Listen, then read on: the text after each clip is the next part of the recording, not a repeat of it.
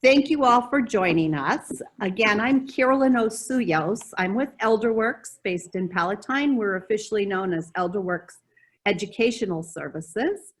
And I want to welcome you to Ask the Doctor.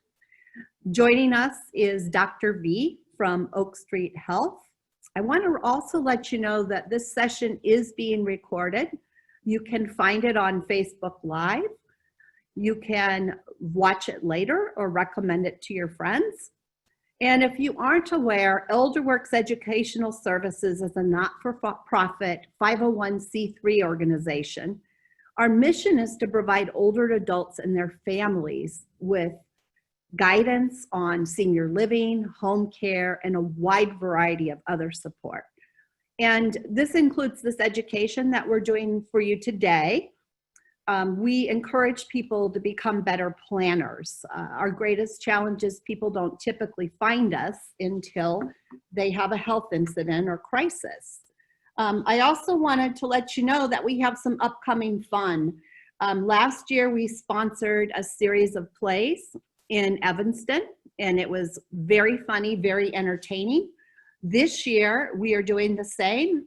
60 is the new 40. These are online plays that will make you smile. So if you're subscribing to our emails, you'll be seeing more about this. Again, it's happening in November, and it is online. I also want to let you know that if you have questions throughout this presentation, please use the Q&A button on your screen. And note that you will be muted during the presentation. And after this webinar, we will have a short survey. It'll automatically pop up on the screen. And we appreciate any feedback that you have. You are our client, and what you have an interest in, we try our best to bring that to you. So with no further ado, here is Dr. V, Ask a Doctor, COVID-19. From Oak Street Health. Thank you very much. And I'm going to get out of here for now. Hi, everybody. Thank you so much for tuning in. My name is Dr. Vladimirskiy. Most people call me Dr. V because my name is hard to pronounce. And I will be talking to you about COVID and what we do at Oak Street Health, which is where I come from. Now, I think I can share my screen and present my slides if I think that might be the easiest for everybody.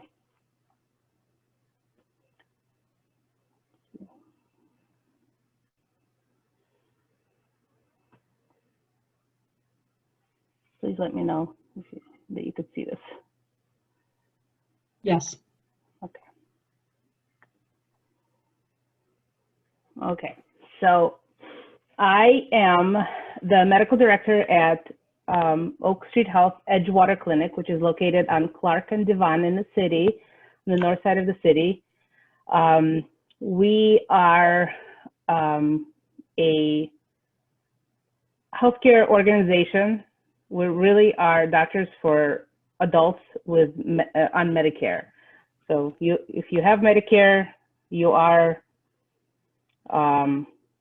welcome, to join us in our clinics and become a patient, part of our community, part of our patient and care team community.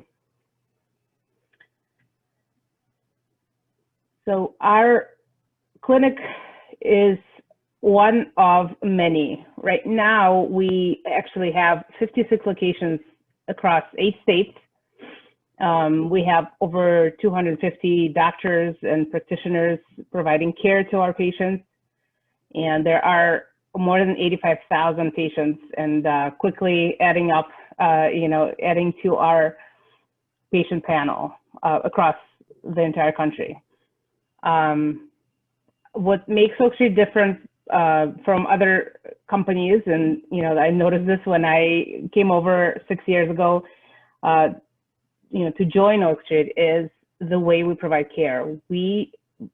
Oak Street focuses on patient wellness and patients, good outcomes of patient health and, preventative care, as opposed to, just seeing them here and there, like an urgent care clinic where you don't really have a relationship with the doctor, and the doctors really have no stake in you doing well, other than obviously, their Hippocratic oath. I know all of my patients. Our panels are smaller per provider. There are a lot more doctors, per patient than in some of the other practices. So over the years, I've gotten to know my patients. I know their history. I know their dogs' names. This is what I do. I'm a geriatrician by training, which means I completed an internal medicine residency and then a fellowship in geriatrics. So I specialize in older adults, people over the age of 65, but obviously we have some younger Medicare patients for various reasons. We treat everybody equally, equitably, with respect. And the most important thing is we do well when our patients do well. We do not have, we don't get paid by seeing more and more patients and billing more and more. We get paid solely by our patients having good outcomes, staying out of the hospitals, staying healthy, getting their preventative care done, getting their flu shots done, doing things that, help them lead good, productive, healthy lives and stay out of doctors' offices and hospitals for sure. We do a lot of things that most other companies don't. We provide transportation. We have these green vans that you might have seen driving around the city. They help patients come to the appointments, leave, get home from the appointments. We get patients in when they're sick, the same day, next day. I'll talk a little bit more about this, but with COVID becoming a part of our lives, we've also made telehealth appointments part of our lives, so we can help serve our patients better. We have whole teams dedicated to answer questions about Medicare, about how to apply, how to make sure you get the most of your benefits. If you get a bill from hospital or something like that, we have a whole team dedicated to helping out with those bills so that you don't get stuck paying those. You can call the clinic obviously 24/7, and we partner with a lot of mail order pharmacies so that you can get your meds delivered as well. Doing this, we've been able to reduce hospital admissions by 41%, meaning our patients are healthier. They don't need to go to the hospital. And sometimes patients are sick, and we can avoid a hospitalization because we're able to bring patients into the clinic more often, keep tabs on them, have my nurses call them, reach out, even do home visits, make sure that the patients are cared for. And, in the event of a sickness, even something like pneumonia, we're able to manage patients a lot of times at home so that you can stay home and not have to go to the hospital and get admitted, which most of my patients would like to avoid at all costs.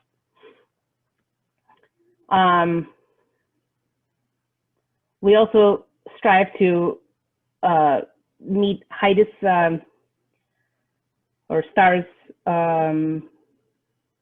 metrics, which is Medicare.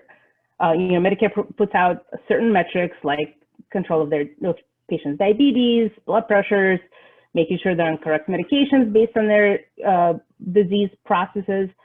And we have been able to attain a 5-star rating on a lot of these, if not most of them. And this continues to improve as the years go by.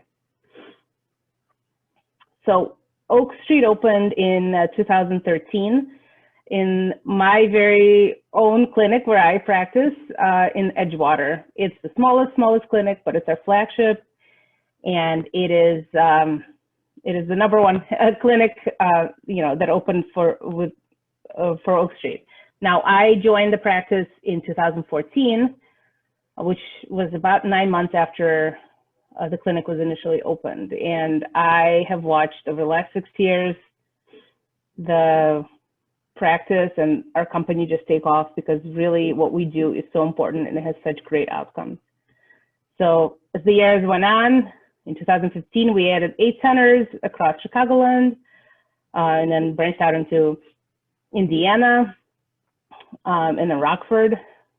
Then we expanded into Michigan, and every year we've been adding more and more centers to the point of now being in 56 locations around the country. The furthest one, Providence, Rhode Island, and we're in Charlotte, North Carolina. Youngstown, Ohio was one of their latest ones. So as I mentioned, we do a lot of our patient care is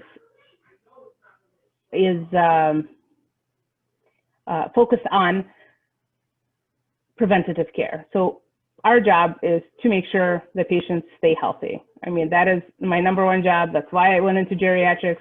I want to make sure that our most vulnerable, probably the sickest segment of the population, is getting the best care, and that's why I love it here at Oak Street so much. We meet, as a team, especially to discuss our most vulnerable patients, to decide plans of care and how to best meet the needs of our patients. We provide care in multiple languages, especially Spanish. I speak Russian, and I see lots of Russian-speaking patients as well. We have our own system to keep track of our patients' well-being and how we provide care to them. Like I said, we have lots of support services, like transportation to and from the center. When COVID wasn't around, we have a large community center where we hold events, and patients come and hang out and socialize and really become part of the community. So this is Oak Street in a nutshell, and I welcome anybody to please submit any questions. But I just want to talk a little bit about what we did when COVID started, when the pandemic hit. Within a matter of about a week and a half, we implemented a phone system, basically our first attempts at telehealth, which we didn't do before COVID. 93% of our patient visits were moved to a phone system, and then over the next days to weeks, we implemented a video system where we are able to make video calls and have video meetings with our patients. In the beginning, we were all scared. We didn't know what was going on. We were worried that a lot of patients in our community wouldn't have access to food because of not being able to get to the stores, being scared to get to the stores, stores being closed. So we made it a point to call every one of our patients, and we would call 5,000 patients a day. Basically diverted all our staff to call our patients to make sure they're okay, make sure that they need, what needs that they have that we're helping meet. So we worked with the communities in our food pantries in our communities to arrange for food deliveries, and we made deliveries of food and of essential items. And then the most unique thing that we did, which is just amazing, and it speaks to the care and really dedication of our staff, from van drivers to the physicians, to the nurses, to our outreach team, everybody kind of pulled together and helped us develop this COVID care program. And our COVID care program focused on making sure that patients are treated, are cared for while they're at risk, and God forbid they were exposed to COVID. And a lot of our clinics got hit a lot more than others. It just based on the communities and the types of populations and living situations that patients had. So our COVID care program focused mostly on making sure that if patients have symptoms of COVID, that we care for them as much as we can. We understood that going to the hospital, and everybody I'm sure remembers this from March and April, going to the hospital in March and April was kind of unheard of. Everything shut down. Only people who were truly, truly ill were going into the hospital, and we were able to manage patients who were ill but were able to be managed from home. And we developed this program called the COVID Care Program, where we enrolled patients based on their symptoms and their risk. So when we made our wellness calls and patients reached out obviously to us, we would stratify them based on their, severity of symptoms, risk of having back complications because they're already frail or have other medical problems. And based on this stratification, based on how we split patients up, we would call them, patients with severe symptoms, obviously they can't breathe. Those are the patients who sent to the hospital. We'd call an ambulance or send them from clinic itself. Patients with moderate symptoms that we could manage from home, we would check in on them daily. We still do. We still have COVID patients. Obviously, it's not as bad, but it is certainly still a thing, and we help manage them. It's, COVID is like, it's an illness that most people do okay with. As we know, we don't have true numbers because we just don't have that kind of data yet. But we know that most patients who get COVID get better. They need help and they need management and they need monitoring. So, patients with mild symptoms, maybe we check in on them once, twice, 3 times a week, but we would make sure that they're properly followed until they're better.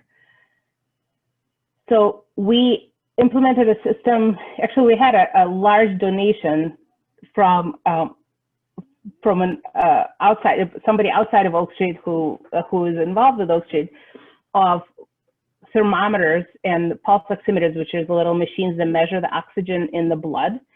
And those, we waited a long time for them, a couple of weeks for them to arrive. And then, hundreds of them arrived. We split them up between all the clinics in the entire country. And when patients got enrolled into COVID care, they would receive a thermometer if they didn't have one, a pulse oximeter, which most patients didn't have one. We would send a care package with Tylenol or with a heating pad or with Gatorade if they were having GI symptoms.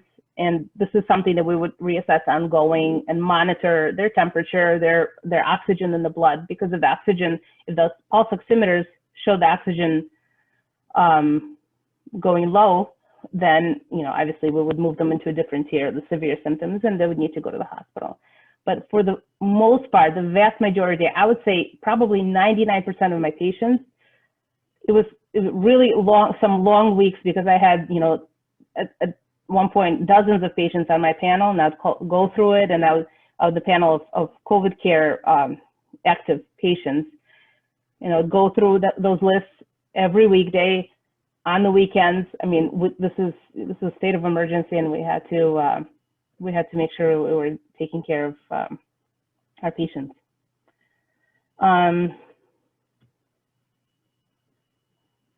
So now, obviously, right now, the way COVID is nowhere near that it was in the spring. We don't know what late fall and winter will hold for us. If I could make a plug, please get your flu shots, because you do not want to complicate, an already overburdened system of, the healthcare, trying to take care of patients with COVID with a preventable illness such as the flu, if you can get a flu shot. So please get your flu shots. Now is the time. You can get any pharmacy. Come on into Oak Street if you want, and we can give you one as well. So we are starting to bring patients into the clinics. Our clinic, like I mentioned, is the tiniest of all, and it's still relatively large, but compared to some of our other centers, it's much smaller. We've implemented a system to try to minimize the number of patients that are waiting in the waiting rooms. We're spacing out the visits. A lot of our providers are seeing patients over video, like I mentioned before. this room where I'm in, it's done in my house. It's become a very familiar place. This is where I do a lot of my telehealth visits, and it works great to be able to check in with my patients. And honestly, it's kind of amazing to be able to see into their world, into their apartments, and see their pets and sometimes their family members, and it's really kind of amazing. So we're prepared for an escalation in COVID, but hopefully we're not going to see it. I mean, that's what everybody's hope is, but we're prepared in case it does happen. So I'm going to stop sharing here and then see if there are any questions. Well, actually, Dr. V, we do have a few questions. Great. The first one that came in is from Anna. She'd like to know, how long is the coronavirus in the air?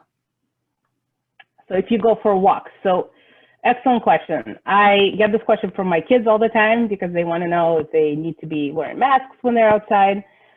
The short answer is we don't know.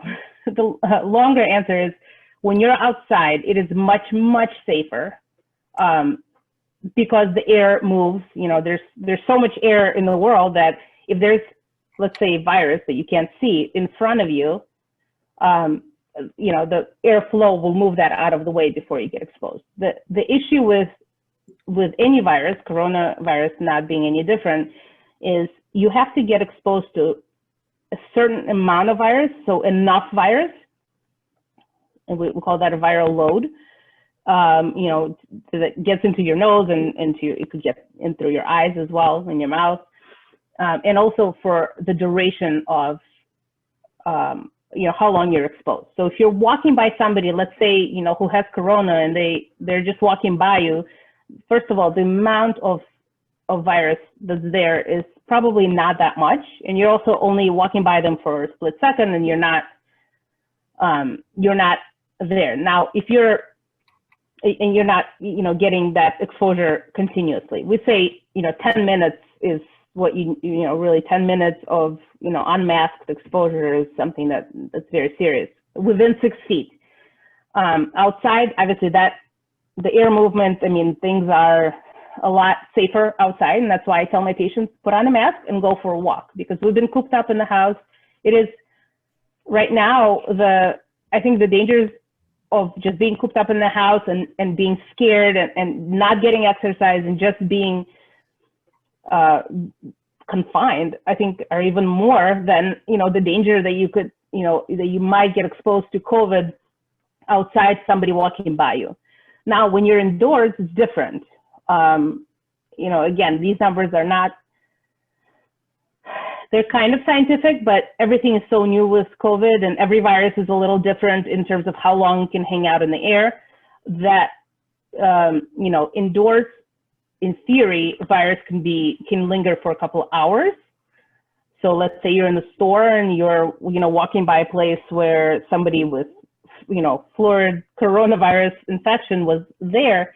Technically, there might be some virus in the air. But again, if you are in one spot, just standing there breathing that air, and if they, you know, if there's a glob of virus somewhere, then obviously you're getting exposed.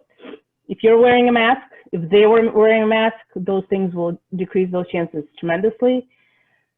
And, you know, don't linger. Try not to linger in one place for too long, you know, especially in indoor places. You go in, you do your shopping, do your stuff, and then go outside. And then outside, you can spend as much time as you want, especially while we still have some nice weather for however long we have. Well, I think you pretty much answered that, because the follow-on was, if I go walking outside alone, do I have to wear a mask even though there is no one around? So just to summarize, I believe you said no. However, if there are people around and the 10 minutes I heard, then obviously a mask would be advisable. Is that correct? Right. So, you know, it's very hard to predict if you're going to see people around you, right? I mean, if you're literally, you know, all alone in the middle of a forest or in the middle of some, you know, naturey, you know, beachfront or something like that, you do not need a mask. Obviously you're alone, but I tell my patients to wear a mask because you have to get out of your house, your building where you're coming out. You have to get through indoor space with lots of people around. You're gonna have to be coming back. You don't know where, when people are going to pass by you. Again, the risk is very, very small, but because it's not zero, just to be safe, to not have to think about it, wear a mask. And if everybody is wearing a mask, that will protect people. So when you wear a mask, it actually protects you somewhat, but what it does is it protects everybody else around you. So if everybody follows that rule, then even if somebody has COVID and they don't know yet, then they protect people around them by wearing a mask. So you may not get COVID by, getting exposed to somebody close, but God forbid you have symptoms or you don't have symptoms yet, but you're contagious, you would wear a mask, and that would protect other people, which is just as important.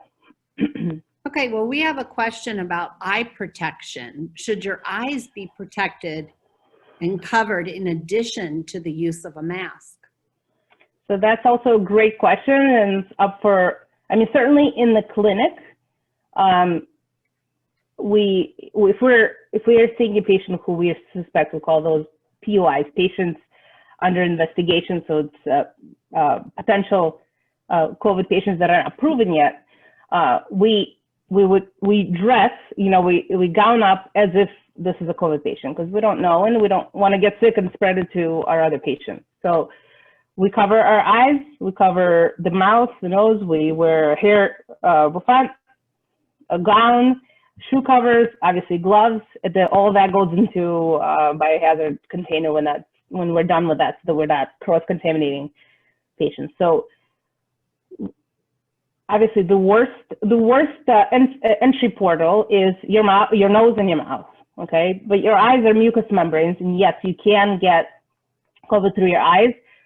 It's pretty unlikely out in the community. Maybe back in March and April, things were very different, and the amount of cases in our communities was so much higher that I was recommending eye protection as well at that point. But right now, even when we're seeing patients in clinic, just regular patients, somebody comes in with a cut or to check their blood pressure or something like that, we wear a mask to cover nose and mouth, gloves. And we don't do eye protection unless there is a reason to suspect that there's COVID.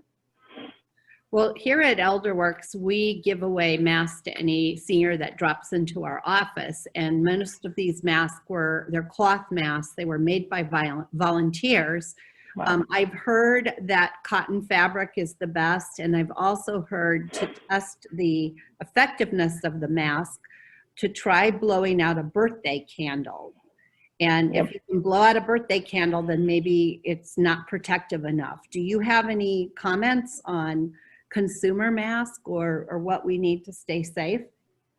I tell my patients the same thing, blowing out a candle, or even just, blowing on your hand and, to see, or on a piece of paper, see if it moves on the table. If that's happening, that mask is not working. But most of our body, the fluids that come out, the saliva and the nose stuff, unless we're, doing like what we call aerosolizing procedure, comes out in bigger globs, droplets, and they get stopped by pretty much any barrier. So even people, wearing a scarf is better than nothing, but cloth masks are totally fine. Cotton masks are fine.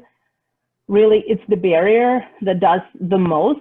If you're going to be seeing tons and tons of patients, like in the hospital, we recommend N95 masks, which are really not necessary out in the community. The main thing is to prevent most of those droplets, and you don't have to be even 100%, because, like I said, you need a certain amount of virus in order to infect somebody. So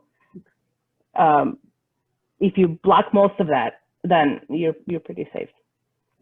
Well, this is my own question. So circling back to your advice to get a flu shot, there are two kinds of flu shots, I understand. One is intended for older adults, and I have heard that there is a limited supply in some areas. Can you elaborate on that at all? We have plenty of both. So the difference between the two flu shots is you're less than 65 years old or more than 65 years Oh. old, and that's it. And that, the high dose one is given to older populations mainly because it elicits, it's a bit of a higher dose of the vaccine, and it elicits a better immune response. The idea is that older adults don't, their immune systems are a little bit more sluggish than younger people. They need a little bit more of a boost in order to develop that immunity, which is the whole point of doing a flu shot. The lower dose flu shot works anyways, and most of the time it works just fine. So if a high dose is not available, let's say our country ran out completely, I would certainly recommend a low dose. But the general rule is less than 65 to get regular flu shots, which is what, myself and my kids and my husband get. And then, over 65 is what most of my patients and, my parents get. Wonderful. So we really appreciate you jumping on today, Dr. V from Oak Sure. Street Health, and answering questions that any of our participants have.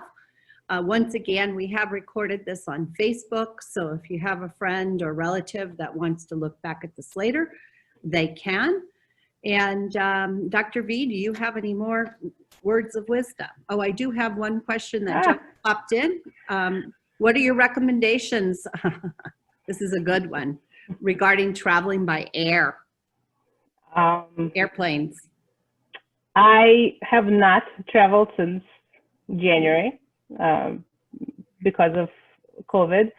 Honestly, if it depends on what the emergency is. Obviously, if you need to go visit a sick family member or, something very serious, put on a mask, keep your mask on as much as you can on the airplane, wipe down, the area where you are on the airplane, wash your hands often, which is, I didn't mention that, but oh my gosh, that's like the number 2 thing, besides masking, washing your hands all the time, and not, if you play with your mask or touch your mask, your hands are dirty. You gotta wash them or sanitize them. So that's basically it. Obviously, there's the issue with being confined in the plane is that, the air is circulated. We don't really know if the air just goes up and down or it goes across the entire airplane cabin. So there's always a risk. So definitely a risk of getting exposed to COVID is much higher on an airplane than it is not. But obviously people travel, and we haven't heard of outbreaks on, flights or anything like that. So I think if you do it safely, if you do it smart, you can do it safely. You can wear a mask, wash your hands, and if you need to travel, you can. Have I traveled yet? No, I don't. I'm not quite as comfortable yet, but hopefully as more data is out about, how the virus is transmitted on airplanes and, through air travel, getting through the airport, then hopefully that will be a little bit less concerning. Well, I'd like to comment on that too, because I have had to travel recently, and in July, my family of 4, we traveled out to California because my mom was turning 90. And, tomorrow is never promised. We felt that it was an important enough event. And we took that calculated risk.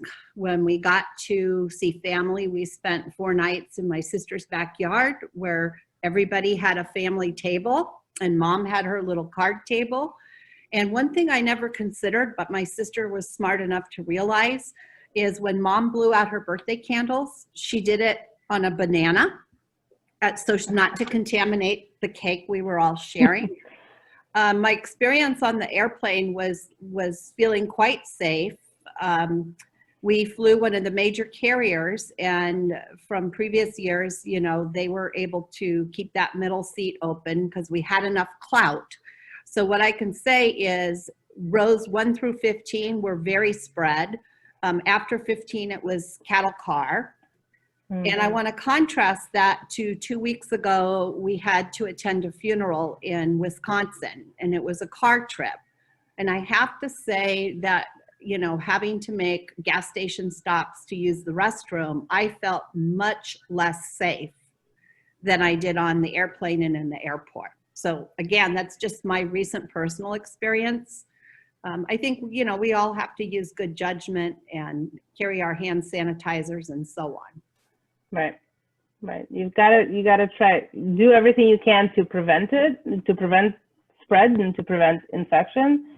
I think, like you said, you know, you said your mother, or My mother turned 90. Your mother turned 90. I mean, that happens once in a lifetime for her, and probably seeing the family, it was life-saving for her, you know. I'm sure that was. She's been quarantining, and she said she's lived through the Depression, she's lived through 9/11, but COVID is the worst. Yeah, and that's unfortunately, I'm hearing a lot of that, a lot of the social isolation, a lot of, you know, patients feeling lonely and just not being able to hug their grandkids or see them often is really, really affected. Well, that's another topic that we have scheduled, is social isolation and its impact. So if there are no further questions, I want to thank Dr. V from Oak Street Health for being here to answer your questions on the fly and to keep everybody safe from COVID-19. We will have other sessions. If for some reason you didn't hear about this from our weekly emails, please get a hold of our office and we'll make sure that we get you on our list. So thank you very much, Dr. V. Thank you so much. It was so lovely to get to know everybody here and get to know what you do. And it's really, really amazing. Let's work together. Have a great day, everyone. Thank you. Happy fall. Bye-bye.